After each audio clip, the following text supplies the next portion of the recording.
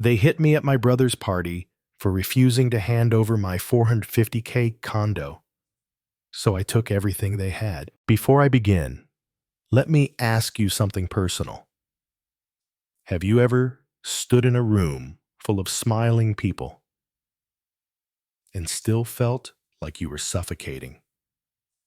Like every laugh was just a cover for what they really wanted from you? That's what it was like that night. A celebration, they said. But they didn't come for cake or music. They came for blood. The champagne shattered against the side of my head. I didn't hear it break, just felt the warm rush of crimson dripping past my ear and the room fall into silence. I'm Ethan Ward, 47, an internal auditor by trade. And on the night of my sister Melanie's 50th birthday, I found out exactly what my family thought I was worth. Not even a warning, not even a word, just the sharp sting of betrayal and the sound of nothing at all. The Prescott estate was lit like a film set. Chandeliers sparkled above floors polished to perfection, and every surface gleamed with a kind of calculated elegance. Guests drifted through the halls like extras in a political drama. Men in navy suits, women in velvet and diamonds, each one holding champagne flutes, as if they were born with them in hand. It was late October, the air outside cold enough to make your breath visible, but inside the heat of old money clung to everything. I walked in wearing my best navy suit, one I'd worn too many times to weddings and funerals. I didn't belong, and I knew it. But I came anyway. You show up even when you're the outsider. That's what family demands, right? Even when they act like you're the help. Melanie saw me first. Her silver gown shimmered beneath the lights, her smile wide but thin. Damien. Her husband stood beside her, drink in hand, talking to a couple I didn't recognize. Business associates, probably. They always surrounded themselves with people who talked in numbers and drank as if they were sealing mergers. She raised her glass toward me, not in greeting, just acknowledgement, the kind you give someone who once mattered. I nodded and made my way to the bar. The bartender didn't even ask, just handed me a glass like it had been pre-scripted. And that's when I saw Iris, dressed in deep red hair, tied so tight it looked painful. She was mid-laugh with someone until she turned, saw me, and the expression slipped. "Ethan?" she said, with a smile too quick to be genuine. "Didn't expect to see you." "I wouldn't miss it," I replied, taking a slow sip. Bitter, flat, much like the atmosphere. She gestured behind me. "Melanie's been hoping to speak with you." I turned. Damien was already walking toward me, his whiskey glass catching the light. His grin was confident, rehearsed. "Little brother," he said, placing a hand on my shoulder a little too hard. "Glad you could make it. Wouldn't miss it." I repeated the words, tasting worse than the champagne. We walked together, down a corridor lined with family portraits, stoic men, elegant women, all staring down as if judging the present. I wondered what my father would think if he were still here, if he'd see this as tradition or betrayal. Damien led me into a smaller sitting room, more intimate with movies and books that had never been read. He poured bourbon, handed me a glass, and raised his. "To family. To survival," I said under my breath, and drank. It burned, but I didn't flinch. That was the game. Always had been. Then he dropped the line like it was a casual thought. "Melanie and I were talking to your mother." About Midtown, the condo. She thinks it makes sense for us to take it over. I set the glass down a little harder than I meant to. It's not available, I said. He smiled, that politician's smile. You live there now, sure. But long term, it's practical. I'm expanding. We need something close.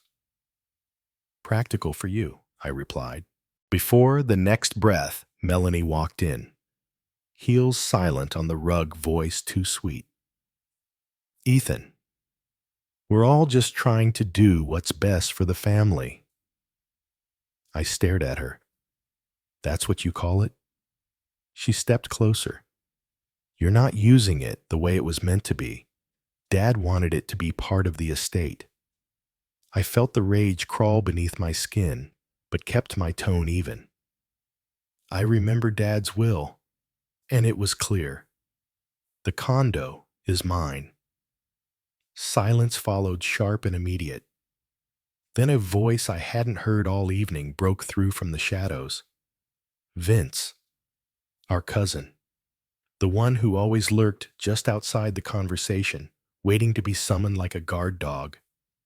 He didn't say a word, just walked to the bar, grabbed the unopened champagne bottle, and without hesitation swung it. The sound was brutal, my vision blurred. The glass hit just above my temple, and for a second the world spun sideways. I tasted copper. Warmth poured down my face. I staggered back against the counter, gripping the edge. No one moved. No one screamed. No one reached for me. They watched, cold, calculating.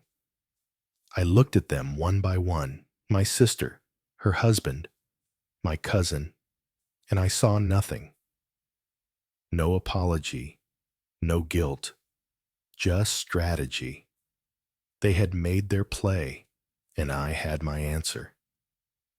I straightened, wiped the blood from my cheek with the back of my hand, and nodded once. Thanks for the drink. I walked out, leaving a trail behind me. My coat soaked at the collar, the pocket watch in my jacket ticking like a slow, angry drumbeat. Not a single person followed. The night air was sharp against my face as I stepped into the driveway. I didn't look back. For the first time in my life, I realized something crucial.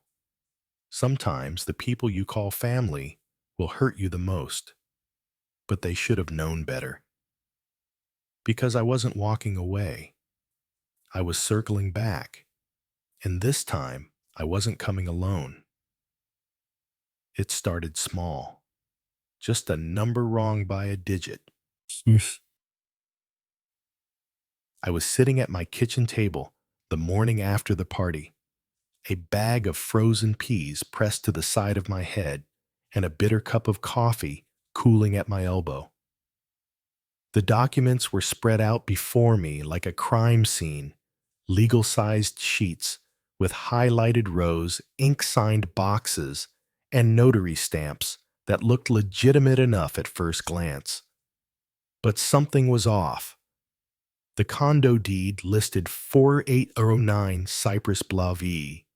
I lived at 4819. To anyone else, it might seem like a typo, a clerical mistake, but not to me. I've audited entire companies for financial tampering. I've seen how power hides behind paper, and I knew that errors like this, subtle, precise, weren't mistakes. They were signals. I flipped through the next few pages. The signature was mine, sort of. The loop on the E was too sharp, the date scrawled in handwriting I didn't remember writing. The notary stamp was clean, almost too clean. My pulse slowed, but my mind sharpened. Someone had tried to erase me, and they'd left just enough behind to track it. I reached into my drawer and pulled out a business card that had yellowed slightly at the edges. Clint Mercer, Real Property Law, Downtown Toronto. He'd helped my father once, years ago, during a rough patch with estate planning. I hadn't spoken to him since Dad's funeral, but he was the kind of man who didn't forget a debt. I dialed. Mercer. A deep voice answered. Clint. It's Ethan Ward. A pause. Then, well, I'll be damned. Haven't heard that name in years. I think I've got a problem. Legal? Potentially criminal. He grunted, then softened. Come see me. Bring everything. I didn't hesitate. I stacked the papers, folded them into a manila folder, and slipped them into my briefcase.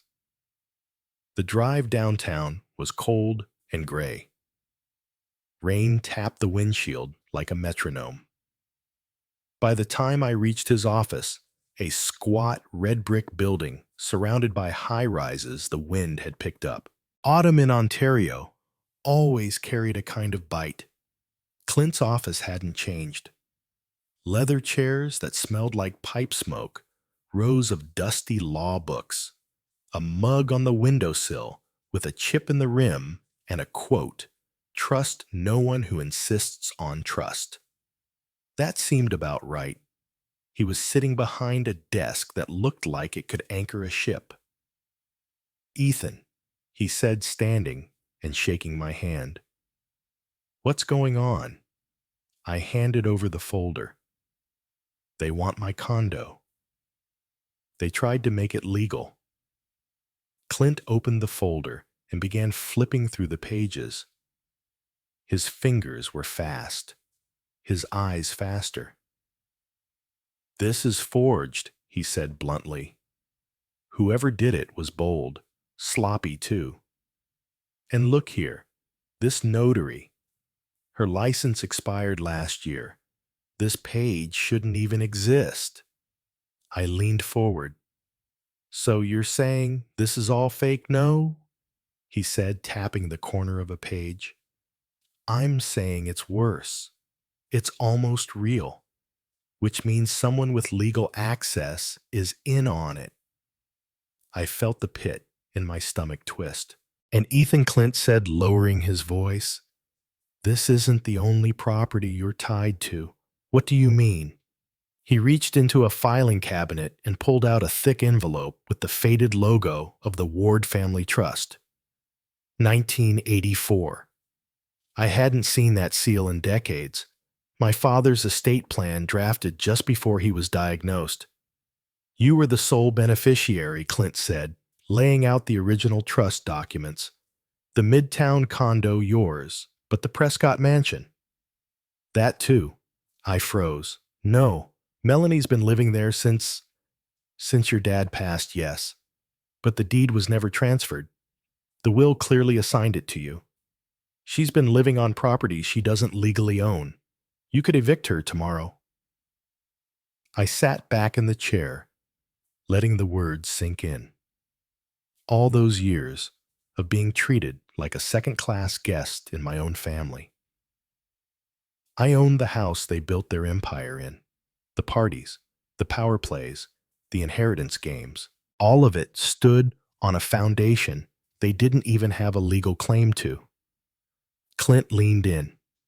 They built their lives on borrowed ground. And now they're trying to take what's legally yours. If you want to fight this, we have every document we need. I didn't respond right away.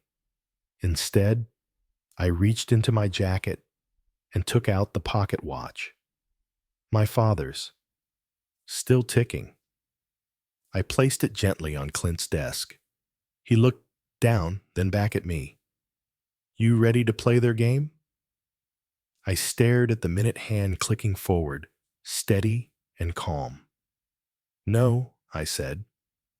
I'm ready to change the rules. We spent the next hour building the case. Clint printed records. I signed affidavits. We gathered proof of forgery, created a timeline, even checked the surveillance history of the notary involved. Piece by piece, we wove a net they couldn't slip out of. Before I left, Clint handed me a folder thicker than the one I came in with. Take this home, he said. but sleep with it under your pillow. I smiled faintly. I don't sleep much these days. He nodded. Then don't waste time. Outside, the rain had stopped, but the clouds still loomed overhead. I stood on the sidewalk, watching the streetcars slide past. Everyone moved like it was just another Tuesday. But for me, something had shifted. My family had opened a door they couldn't close. And now I wasn't knocking. I was about to walk through with the law on my side, and every name on that deed was about to remember who really owned the floor they were standing on. You'd think walking back into a house like that would feel like revenge, that it'd feel powerful, righteous even. But for me, it just felt still, like standing in the center of a storm that had finally gone quiet. I didn't come to gloat. I didn't come to yell. I came with a folder in one hand and a truth they couldn't twist in the other. The Prescott mansion hadn't changed. Same grand foyer with the Persian rug, same chandeliers glittering with inherited wealth, same cold draft sliding through the marble. But something was different now. This time I wasn't being summoned. I was the one calling the meeting. Iris greeted me at the door, her posture stiff beneath her pearl gray dress. She offered that polished smile she always wore, like porcelain, beautiful but breakable. "Ethan," she said, her voice too smooth, "we're glad you came." I didn't return the sentiment. I just nodded and followed her inside. She gestured toward the long mahogany table in the dining room, once a place of laughter, now a war room. Melanie sat with her hands folded, Damien beside her, lips tight. Vince stood in the corner like hired muscle. He didn't look me in the eye. No one said a word as I pulled out the leather chair across from them and placed my briefcase on the table. The ticking of the grandfather clock behind me was the only sound. I waited. Let them squirm. Finally, Melanie spoke. "Before we begin," she said, sliding a thick envelope across the table, "we just want to make this process as civil as possible. We've prepared everything for the transfer. All we need is your signature."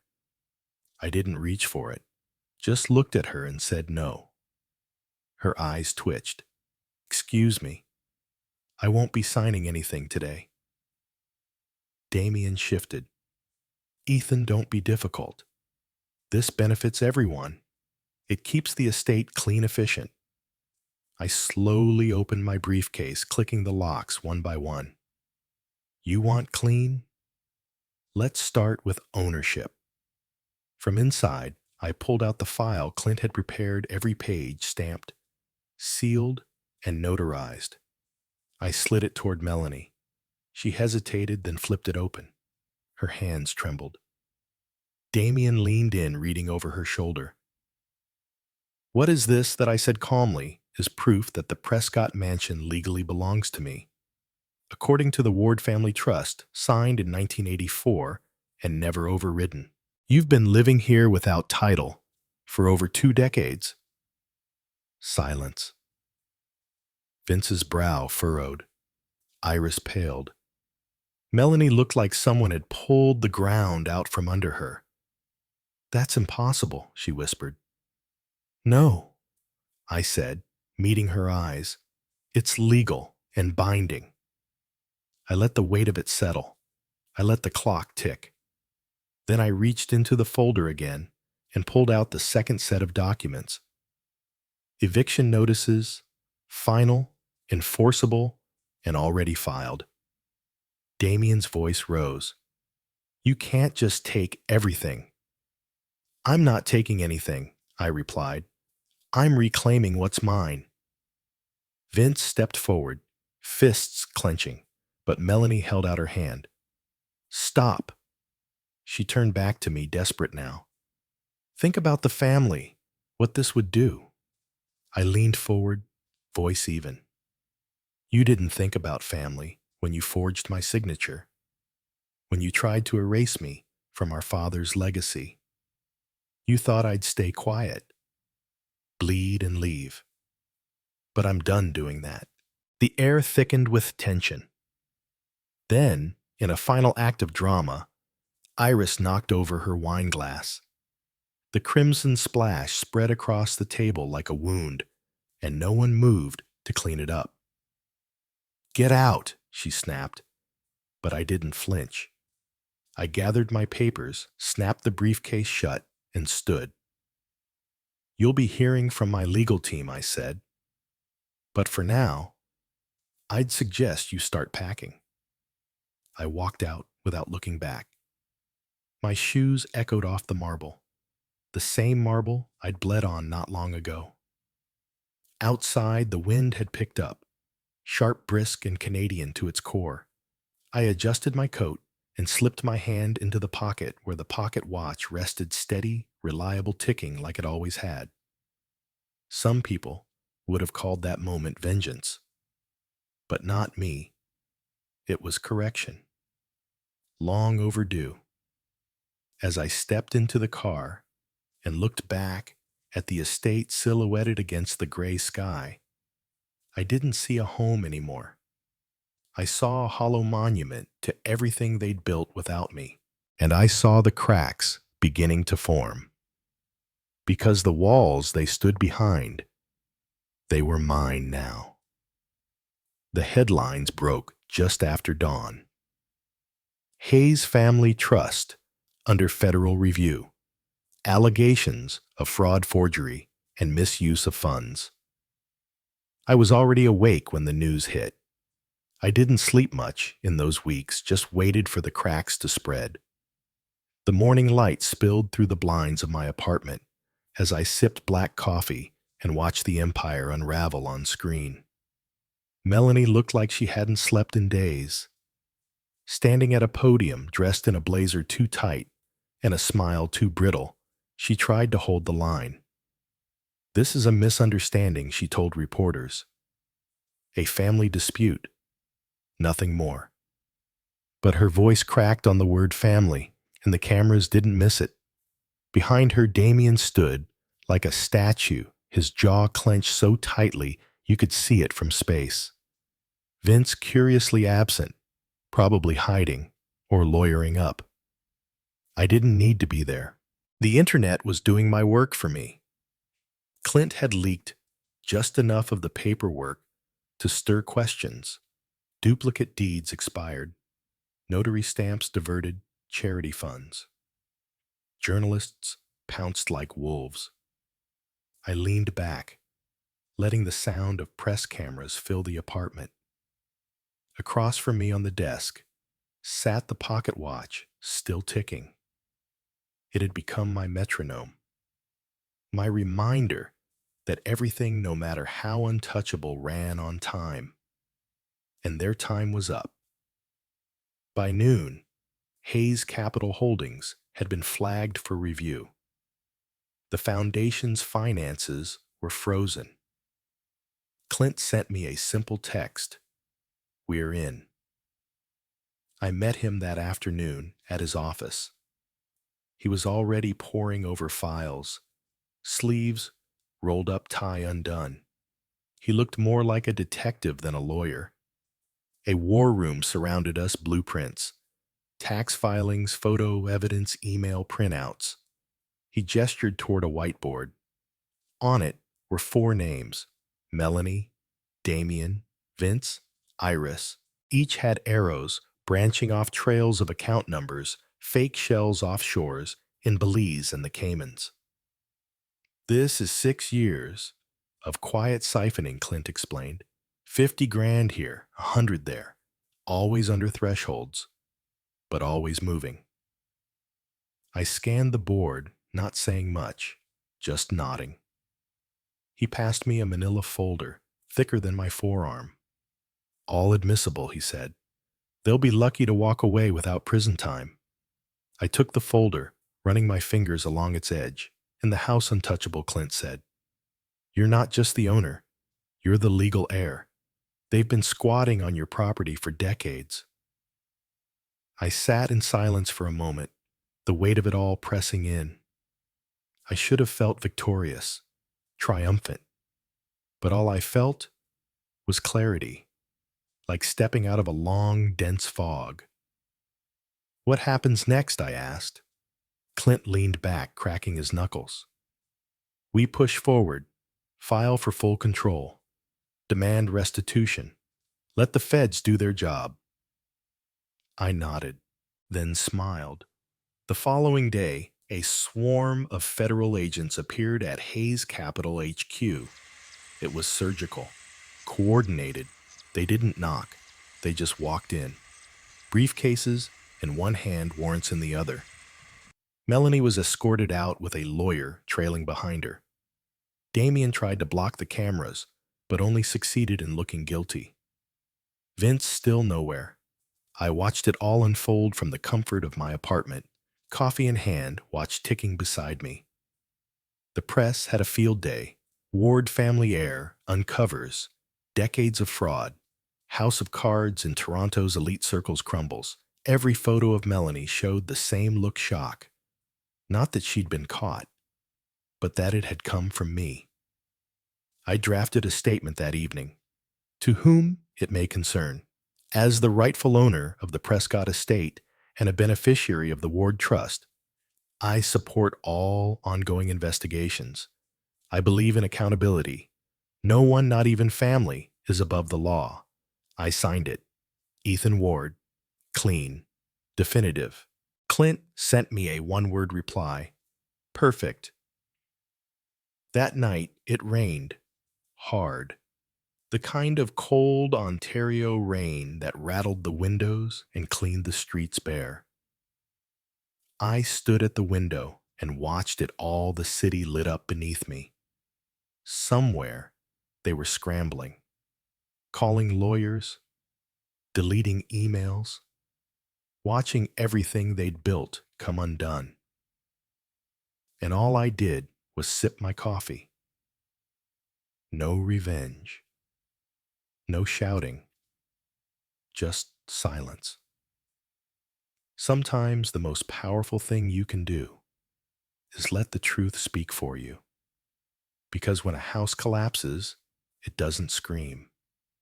It groans. It breaks slowly. And then it's just gone. It began with dust.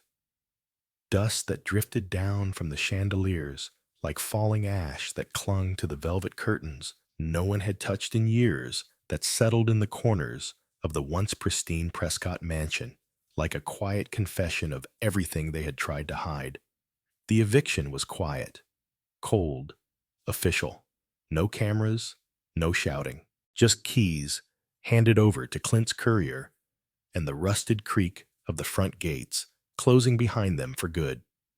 Melanie didn't fight. Damien signed what needed signing. Vince vanished without a trace.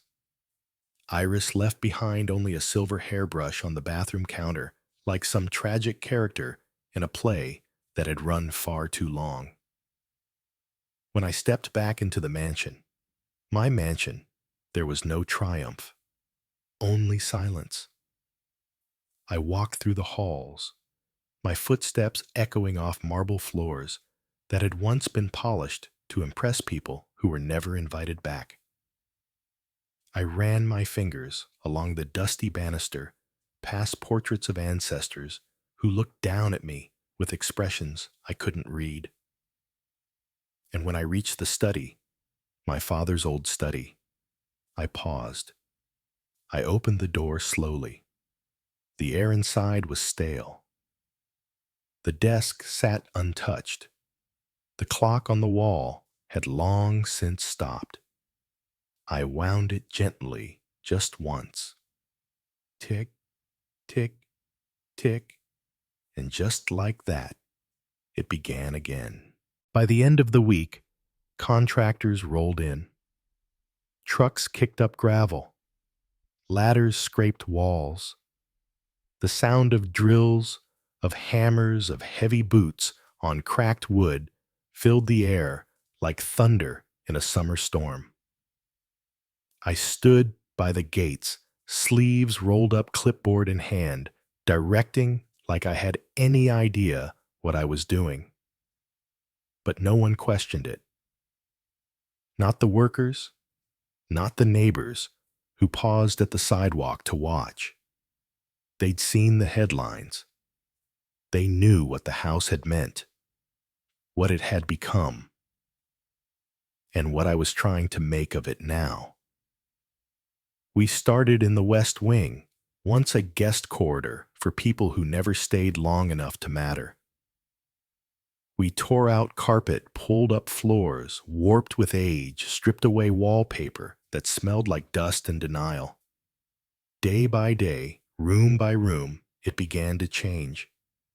Word spread. People came. Old neighbors who once crossed the street to avoid our family waved from their porches and asked if they could help. Retired teachers, tradesmen, even a pair of high school students who needed volunteer hours showed up with gloves and paintbrushes. And I let them in. We didn't just renovate the house. We rewrote it. The grand dining hall where Damien once gave toasts became a food pantry. The library was rebuilt with donated books and folding tables for GED classes. One of the parlors became a daycare drop-in for single parents. Every time a wall came down, something better went up. One afternoon, while clearing out a forgotten hallway closet, a woman approached me. She was older, silver hair tied back with a scarf, her hands weathered from work. She held something wrapped in cloth. "You don't know me," she said softly, "but I worked for your father, long time ago." I blinked, stepping forward. She unwrapped the cloth. Inside was another pocket watch, identical to the one I kept in my coat. She placed it in my hand like it was something sacred. "He gave me this," she said, "back in '85. Told me time can be borrowed but never kept." I looked down at the silver, slightly tarnished but still ticking. It felt heavy in my palm, familiar, like it belonged. "Thank you," I whispered, throat tightening. She nodded, tears in her eyes, and walked out into the fading afternoon light. That night, I placed both watches side by side on the mantel in my father's study. For a long time, I just sat there, listening, remembering. Not mourning, just acknowledging what had been lost and what had been saved. By the end of the month, we unveiled the new name, the Ward Community House. A carved wooden sign, sanded and painted by hand, was mounted at the gate. The crowd that gathered on opening day stood shoulder to shoulder across the lawn. Families, seniors, children chasing each other in circles. Volunteers still wearing tool belts and paint-speckled jeans. Clint stood beside me, a rare smile tugging at his weathered face. "You did it," he said. "No," I replied, fingers brushing against the pocket watch in my coat. "We did." The ribbon was held by two kids from the neighborhood. I knelt beside them, letting them count us down. Then, with one simple snip of the scissors, we opened the doors, not just to a house, but to something better, something earned. Inside, the air smelled of fresh paint and warm bread. Volunteers served soup in the converted dining room. Upstairs, a financial literacy class was already in session. Downstairs, music drifted from a community choir practice, their voices lifting into the high vaulted ceilings. And by the front entrance, encased in glass beneath soft lights, sat the original silver pocket watch. A small plaque beneath it read, "In memory of what was lost, in honor of what we built. I stood for a long time watching the reflection of strangers become neighbors in the glass. The tick of the watch was soft but steady. That's when it finally hit me. Redemption doesn't come wrapped in applause. It doesn't look like revenge. Sometimes it looks like hammers and paint, like laughter in rooms that used to echo, like a second watch finding its way home. I stepped outside into the early spring air, the wind carrying the scent of sawdust and flowers. And for the first time in years, I didn't feel like I was walking away from anything. I was walking into something. And maybe, just maybe, that's how you rebuild.